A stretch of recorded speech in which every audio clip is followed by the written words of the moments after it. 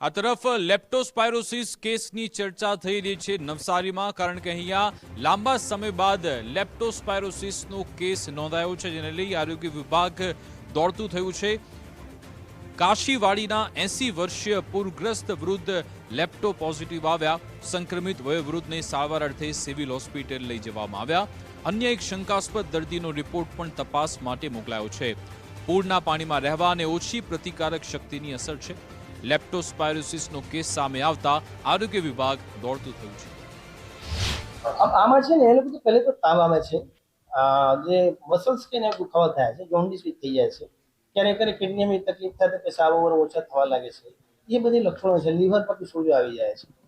પણ ખાસ કરી એ લોકો જો જાનવરો સાથે સંકળાયેલા રહે છે ને એ લોકો થાય છે. પણ આપણે ખબર છે કે સિટીમાં પણ ઢોરો બધા ફરી રહ્યા છે, એના પેશાબ છે ને પેશાબમાંથી જીવાણુ નીકળે છે, લેપ્ટોસ્પાયરા એના થ્રુ થાય છે.